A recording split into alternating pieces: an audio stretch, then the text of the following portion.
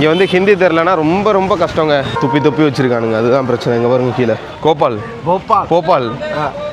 பாருங்க. இந்த பஸ்ஸு தாங்க பயங்கரமாக அடி வாங்கியிருக்கு. என்ன எழுதியிருக்குன்னு கூட எனக்கு தெரில. பாலைவனத்துக்கு நடுவில் ஒரு பயங்கரமான பஸ் ரைடாக இருக்க போகுது இது. ஏன்னா இந்த இடத்துல வந்து அவங்களோட பாடியெல்லாம் வந்து அடக்கம் பண்ணி சரி ஓகேங்க. இதுக்கு மேலே இங்கே இருக்கிறது சேஃப் இல்லை. ஆடு இருக்குல்ல, ஆடோட தோலை வச்சு அவங்க வந்து இப்படி தண்ணி குடிப்பாங்க இதில். இது மூலமாக இங்கே பாருங்களேங்க, ஒட்டகத்தோட வயிற்று பகுதியில் இருக்க குடலை எடுத்து ட்ரக்ஸ் வந்து யூஸ் பண்ணுவாங்களாம். அது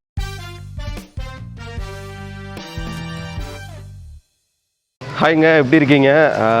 நம்ம ஜோத்பூரில் இருக்கோம். புதுசாக யாராவது வந்திருந்தீங்கன்னா, நம்ம வந்து ராஜஸ்தானில் இருக்கோம். இப்போ ஜோத்பூர்லேருந்து ஜெய்சல்மாருங்கிற ஒரு இடத்துக்கு கிளம்பிட்டு இருக்கோங்க. ஸோ ஜெய்சல்மார் போகிறதுக்காண்டி இப்போ ஜோத்பூர் பஸ் ஸ்டாண்டை நோக்கி போயிட்டு இருக்கேன். இப்போ தான் ஹாஸ்டல்லேருந்து கிளம்புனேன். நம்மளோட முந்தின எபிசோட்ஸ்லாம் பார்த்தீங்கன்னா தெரிஞ்சிருக்கும். நம்ம வந்து இந்த ஜோத்பூரை வந்து எக்ஸ்ப்ளோர் பண்ணியிருப்போம். அந்த ப்ளூ சிட்டி, அப்புறம் வந்து இங்கே இருக்க ஒரு பயங்கரமான ஒரு கிணறு எக்ஸ்ப்ளோர் பண்ணியிருப்போம். ஸோ இந்த மாதிரி நிறைய இடத்துக்கு போயிருந்தோம். ஸோ இப்போ வந்து நம்ம வந்து அடுத்து ஜெய்சல்மார் நோக்கி போயிட்டுருக்கோங்க. இங்கே பாருங்களேன், இந்த கிளாக் டவர் வழியாக தான் வந்துட்டுருக்கேன். இங்கே புறாக்களுக்குலாம் நிறைய பேர் சாப்பாடு போட்டுட்ருக்காங்க. இப்போ எவ்வளோ புறா பறந்துகிட்டே இருக்கு. அதாங்க இங்கேருந்து வந்து 2 கிலோமீட்டர் சொன்னேன்ல, அந்த சைடு வந்து பப்ளிக் டிரான்ஸ்போர்ட் இருக்குமாங்க. அந்த 10 ரூபா கொடுத்தா கொண்டு போய் இறக்கி விடுவாங்களாம் ஷேர் டாக்ஸியில். ஸோ அதை அங்கே போக சொல்கிறாங்க. இப்போ தான் ஒருத்தர் லோக்கல் சொல்லிட்டு இருந்தார். இந்த ஜோத்பூர் பஸ் ஸ்டாண்டு வந்து இறங்கிட்டேங்க. இதுக்குள்ளே போனால் பஸ் ஸ்டாண்டு. ஆட்டோவில் தான் வந்தோம். ஆட்டோக்கு வந்து பார்த்திங்கன்னா 20 ரூபா வாங்கிட்டாருங்க. இங்கே வந்து ஹிந்தி தெரிலனா ரொம்ப கஷ்டங்க. சர்வே ஆகிறது ரொம்ப கஷ்டமாக இருக்குது. ஒருத்தருக்கும் வேர்டே தெரிய மாட்டேங்குது. இதனைக்கும் அங்கே இருக்கிற அந்த ஆட்டோக்கார் இருக்கார்ல, ஆட்டோ ஓட்டிகிட்டு வந்தார்ல, அவருக்கு வந்து பார்த்திங்கன்னா 20 ருபீஸ்ன்னு சொல்ல தெரில. நம்பரில் காட்ட சொன்ன அப்புறம் கால்குலேட்டர் எடுத்து கொடுத்து கால்குலேட்டரில் 20ன்னு போட்டார். பஸ் ஸ்டாண்டுக்குள்ளே வந்துட்டேங்க.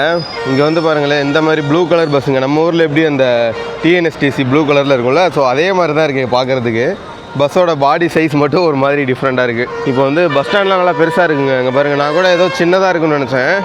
நம்ம அந்த கிளாம்பாக்கம் இருக்குல்ல, ஸோ அந்த மாதிரி பில்ட் பண்ணியிருக்காங்க. ஆனால் இவனுங்க பாருங்கள், எல்லா இடத்துலையும் இப்படி துப்பி வச்சுருக்கானுங்க, அதுதான் பிரச்சனை. இங்கே பாருங்கள் கீழே உள்ளே போகிறேன், எப்படி இருக்குன்னு காட்டுறேன். இப்போ வந்து ஜெய்சல்மாருக்கு வந்து ஒருத்தர்கிட்ட கேட்டேன், பஸ்ஸு இல்லை இப்போ இந்த டைமில் இல்லை அப்படிங்கிறாங்க. என்ன பண்ணுறதுன்னு தெரில. அதான் கவுண்டரில் போய்ட்டு கேட்க சொல்கிறாங்க. போய்ட்டு கேட்டு பார்க்குறேன்.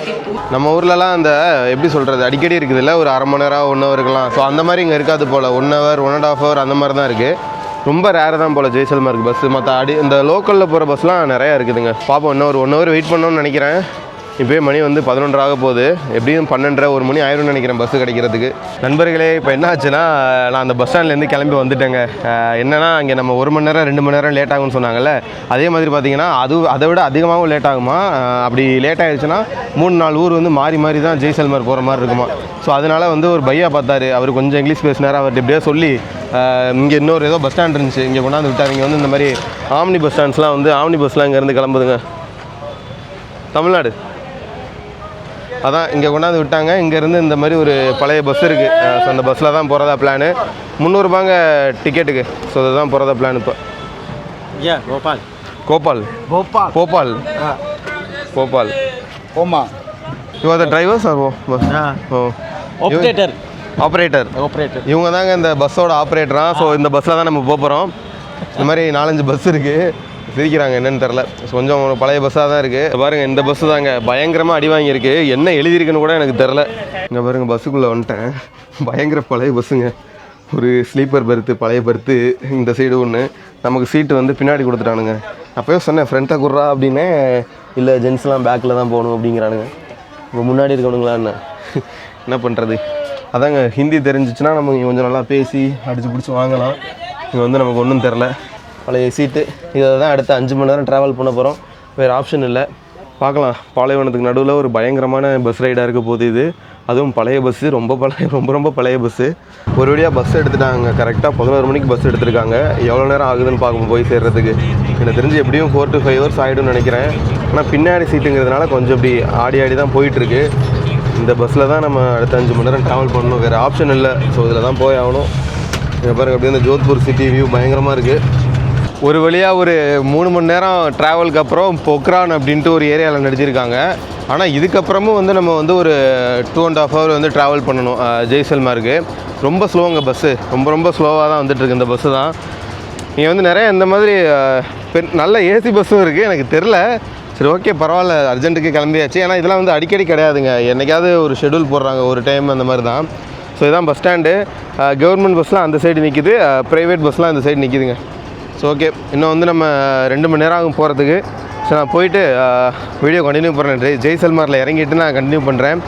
வெயில் பயங்கரமாக அடிக்குதுங்க. எனக்கு தெரிஞ்சு இப்போ 35 டிகிரின்னு நினைக்கிறேன். பயங்கர வெயிலாக இருக்குது. எங்க ஃபைனலி இந்த ஜெய்சல்மர் வந்தாச்சுங்க. எவ்வளோ நேரம் ட்ராவல் பண்ணி வந்திருப்பேன்னு நினைக்கிறீங்க? கெஸ் பண்ணுங்க பார்க்கலாம். ஆக்சுவலாக 6 மணி நேரம் ஆயிருக்குங்க. அந்த ஓட்ட பஸ்ஸில் 6 மணி நேரம் ட்ராவல் பண்ணி இந்த ஜெய்சல்மர் வந்திருக்கோம். இப்போ வந்து நம்ம வந்து ஹாஸ்டல் புக் பண்ணியிருக்கேன். இங்கேருந்து பார்த்தீங்கன்னா ஒரு 4 கிலோமீட்டர் வரும். அது வந்து ஷேர் டாக்ஸி இருக்குது. பட் ஆனால் அது எங்கே போய் தேடி எடுக்கணும் போல். அதான் அவர் வந்து 100 ரூபா கேட்குறாங்க. 100 ரூபாயில் அப்படியே கொண்டு விட்டாங்கன்னா நம்ம அப்படியே போயிடலாம்னு நினைக்கிறேன். ஆல்மோஸ்ட் வந்தாச்சு. நீங்கள் ஜெய்சல்மர் வரதா இருந்தால் தயவு செஞ்சு ட்ரெயின் அன்ரிசோர்டாக இருந்தாலும் தயவு செஞ்சு ட்ரெயினில் வந்துடுங்க. ஏன்னா 3:30லேருந்து 4 மணி நேரத்தில் வந்து ட்ரெயின் வந்துடும். ஸோ அதான் வந்து பையா கூட போயிடலாம். இவர் தான் கூப்பிட்டு போகிறாரு. இதில் தான் போகிறோம். 100 ரூபா வேறு ஆப்ஷன் இல்லை. இதாங்க ஜெய்சல்மர் பஸ் ஸ்டாண்டு. உங்களுக்கு காட்டுறேன் பாருங்கள். பாருங்கள், இதுதான் பஸ் ஸ்டாண்டு. கொஞ்சம் அப்படி இப்படி தான் இருக்குது. New bus stand. Okay, new bus ஸ்டாண்டுங்கிறாரு. இதுவே அப்படி இருக்குது. ஹலோ, ஓகேங்க. சரி, அப்படியே நம்ம கிளம்பலாம். ஹாஸ்டல் போகலாம். ஹாஸ்டலுக்கு வந்துட்டேங்க. இங்கே பாருங்களே, இந்த வியூ பாருங்கள். ஃபுல்லாகவே கோல்டன் கலரில் தாங்க இருக்குது. இங்கே இருக்க ஹோட்டல்ஸ், வீடு எல்லாமே பார்த்தீங்கன்னா கோல்டன் கலரில் தான் இருக்குது. அதனால தான் இதுக்கு இந்த ஜெய்சல்மர் பொறுத்த வரைக்கும் பார்த்தீங்கன்னா golden city, yellow city, fort city, இப்படி எல்லாம் என்ன பேர் வேணால் வச்சுக்கலாம் போல். அந்த மாதிரி தான் கூப்பிட்றாங்க எல்லாருமே. இப்போ என்ன ஆச்சுன்னா மறுநாளே ஆயிடுச்சு. அதாவது நேற்றுன்னு வந்து நம்ம அந்த ஹோட்டலில் வந்து ஸ்டே பண்ணியிருப்போம். ஜெய்சல்மரில் தான் இருக்கேன். இப்போ அப்படியே சும்மா ஒரு ரவுண்டு போகலான்ட்டு நடைப்பயணத்தை ஆரம்பிச்சிருக்கேன். என்னை சுற்றி பார்த்தீங்கன்னா தெரியும், ஃபுல்லாக ட்ரையான பிளேசஸ் தான். நம்ம இந்த காஷ்மீரில் பார்த்துருப்போம், நிறைய இடத்துல வந்து பிஎஸ்எஃப், அப்புறம் வந்து அந்த சிஆர்பிஎஃப், இவங்க எல்லாருமே வந்து அங்கங்கே நின்றுருப்பாங்க. ராஜஸ்தானில் ஜெய்சல்மரும் அவங்க கண்ட்ரோல் தாங்க. ஃபுல்லாகவே ஆர்மி கண்ட்ரோல் தாங்க. எங்கே பார்த்தாலும் ஆர்மி பீப்புள் இருக்காங்க. பிஎஸ்எஃப், அந்த பார்டர் செக்யூரிட்டி ஃபோர்ஸ் இருப்பாங்கள்ல, ஸோ அவங்க தாங்க எங்கே பார்த்தாலும். ஸோ அதனால் வீடியோஸ் அங்கங்கே கட் பண்ணி தாங்க எடுக்க முடியுது. ஏன்னா நிறைய இடத்துல அவங்க நின்றுட்டு இருக்காங்க. ஸோ அவங்க நிற்கும் போது நம்ம வீடியோலாம் எடுக்கக்கூடாதுங்க. ஏன்னா நம்ம இருக்கிற இந்த ராஜஸ்தான் பார்த்தீங்கன்னா, அதுவும் இந்த ஜெய்சல்மர் பார்த்தீங்கன்னா கிட்டத்தட்ட பாகிஸ்தானுக்கு பார்டர் சைடுங்க. இங்கேருந்து ஒரு 100 கிலோமீட்டர் ட்ராவல் பண்ணால் பாகிஸ்தானுக்கு போயிடலாம். ஏங்க, நான் அப்படியே அந்த ரோட்டில் நடந்து வந்துட்டு இருந்தேன்ல, அங்கே பார்த்தீங்கன்னா ஒருத்தர் சைடில் நின்றுட்டு இருந்தார். என்னப்பா எங்கேப்பா போயிட்டுருக்க அப்படின்னாரு. சும்மா அப்படியே வாக் போயிட்டுருக்கேன். அப்புறம் உள்ள வா அப்படின்னாரு. எனக்கு புரியல எதுக்கு கூப்பிட்றாரு அப்படின்னு பார்த்தா, இங்கே பாருங்களே எவ்வளோ பெரிய பயங்கரமான ஒரு இடம் இருக்குது. இதை மிஸ் பண்ணிவிட்டு நான் பாட்டில் ரோட்டில் நடந்து போயிட்டுருக்கேன் பார்க்காம. இந்த இடம் என்ன அப்படிங்கிறத நான் உள்ளே போயிட்டு சொல்கிறேன். இதுக்கு என்ட்ரி டிக்கெட் வந்து பார்த்தீங்கன்னா ஒரு 50 ரூபா வாங்கிட்டாங்க. இங்கே பாருங்கங்க, இந்த கோல்டன் கலரில் இருக்க இந்த பிரம்மாண்டமான இந்த இடத்துக்கு பேர் என்ன தெரியுமா? வியாஸ் சத்ரி. அதாவது மகாபாரதத்தை எழுதின ஒரு முனிவர் இருக்கார்ல, ஸோ அவரோட நேமை தான் பார்த்தீங்கன்னா இந்த ஒரு நினைவிடத்துக்கு வச்சுருக்காங்க. இது ஆக்சுவலாக வந்து ஒரு மெமோரியல் பிளேஸுங்க. பொதுவாக வந்து இந்த சத்ரி அப்படிங்கிறது ஹிந்தி வேர்டில் என்ன சொல்கிறாங்க அப்படின்னா, இந்த மாதிரி கூர்மையாக ஒரு கோபுரம் மாதிரி ஒரு நினைவிடம் இருந்ததுன்னா அதுக்கு பேர் சத்ரி அப்படிங்கிறாங்க. ஸோ அந்த ஒரு கான்செப்டில் தான் இதை வந்து கட்டியிருக்காங்க. இது எதுக்காக கட்டுறாங்க அப்படின்னா, ராஜஸ்தானில் வாழ்ந்த மன்னர்கள், ராஜாக்கள் அவங்களாம் வந்து இறந்ததுக்கப்புறம் அவங்களுக்குன்னு ஒரு மணிமண்டபம் மாதிரி கட்டுவாங்களாம், ஒரு நினைவிடம். ஸோ அதை தான் வந்து இங்கே கட்டியிருக்காங்க.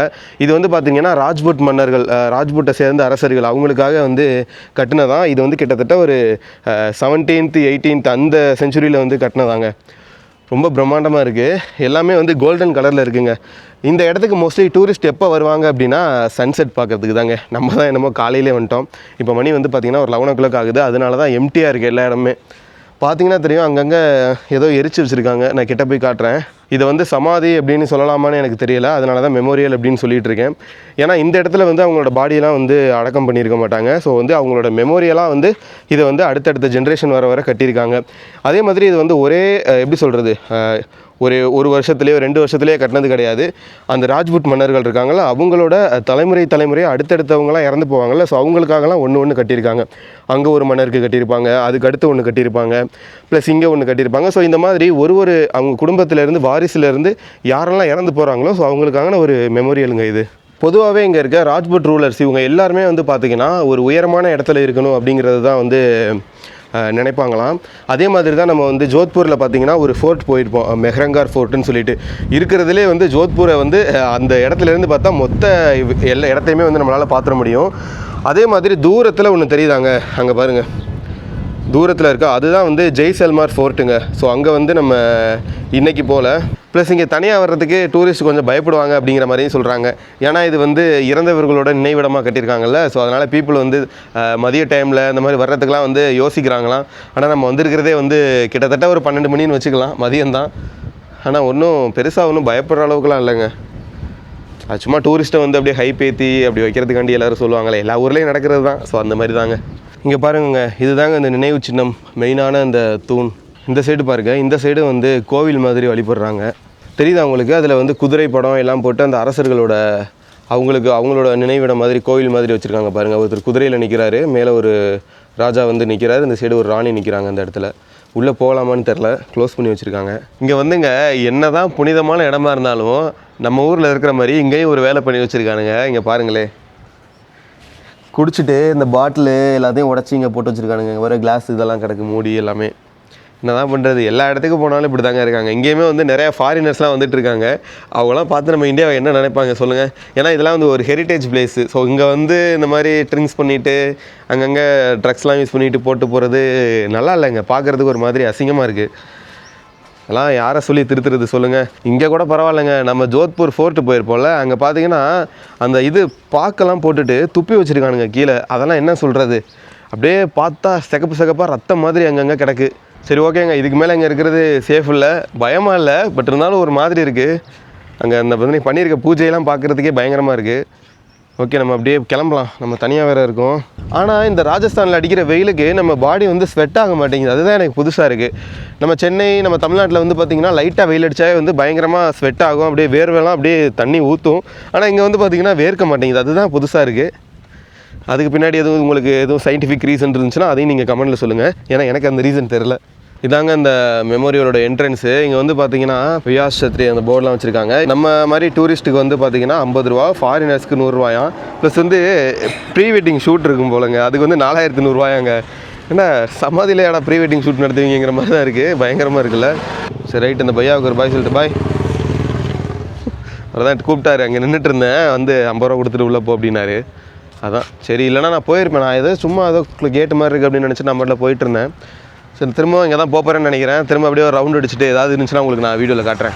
சும்மா அப்படியே நடந்து வந்துட்டு இருந்தேங்க. இங்கே வந்து பார்த்தீங்கன்னா த தார் ஹெரிட்டேஜ் மியூசியம் அப்படின்னு சொல்லிட்டு ஒரு ராஜஸ்தானியோட கல்ச்சர் ப்ளஸ் அவங்களோட ஹிஸ்ட்ரியெல்லாம் வந்து தெரியப்படுத்துகிற மாதிரி ஒரு மியூசியம் இருக்குது போல். அதுதான் மியூசியம். அங்கே வேணால் போகலான்னு பார்க்குறேன். எதனா இன்ட்ரெஸ்டிங்காக இருந்துச்சுன்னா நான் உங்களுக்கு ஷோ பண்ணுறேன் வீடியோவில். இந்த மியூசியத்தோட பில்டிங்குமே வந்து பார்த்தீங்கன்னா கோல்டன் கலரில் தாங்க இருக்குது. எல்லாமே இங்கே இருக்குது. நீங்கள் பார்க்குற எல்லாமே கோல்டன் கலரில் தான் கட்டியிருக்காங்க. இந்த மியூசியத்துக்குள்ளே வந்துட்டேங்க. இவங்க வந்து பார்த்திங்கன்னா நிறைய ஐட்டம்ஸை வந்து ரொம்ப பழங்கால பொருட்களெல்லாம் எடுத்து இங்கே வந்து அடுக்கி வச்சுருக்காங்க. அது எல்லாத்தையும் நான் உங்கள்கிட்ட காட்டுறேன். அண்டு ஃபஸ்ட்டே வந்து இன்ட்ரெஸ்டிங்காக இருக்குது. இது வந்து பார்த்திங்கன்னா நம்ம அந்த ஸ்னேக் அண்ட் லேடர் விளாடுவோம்ல, ஸோ அந்த மாதிரி ஒரு விஷயங்க. பட் இது வந்து கிட்டத்தட்ட வந்து ஒரு எப்படி சொல்கிறது, ஒரு 200 வருஷம் பழமையான ஒரு பெயிண்டிங்காங்க. எல்லாமே வந்து அந்த வெஜிடபிள்ஸ் அதோட கலரை வச்சு செஞ்சுருக்காங்களாம். ரொம்ப இன்ட்ரெஸ்டிங்காக இருந்துச்சு அவங்க சொல்லும்போது. நம்ம இப்போ நார்மலாக வந்து இந்த தாயக்கட்டை போட்டு லேடர் வந்து விளாண்டுட்ருப்போம், ஸ்னேக் அண்ட் லேடரு. அந்த மாதிரி இவங்க வந்து அப்போவே வந்து பில்ட் பண்ணி விளாண்டுட்ருக்காங்க. ஸோ அவங்க பில்ட் பண்ணதை தான் வந்து நம்ம இப்போ வந்து விளாண்டுட்ருக்கோன்னா பார்த்துக்கோங்க.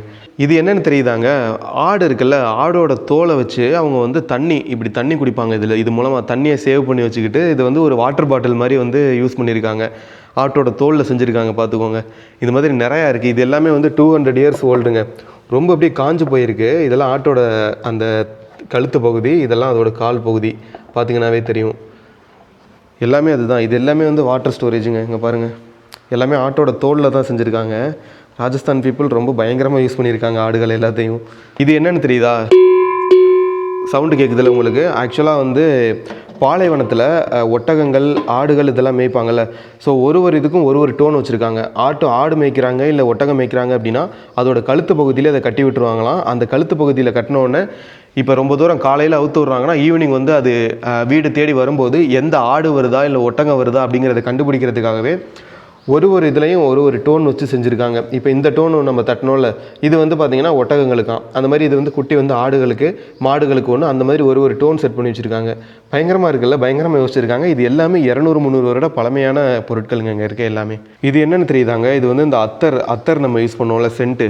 ஸோ அது வந்து ஒட்டகத்தோட குடல் பகுதியிலேருந்து அந்த தோலை வச்சு செஞ்சுருக்காங்க.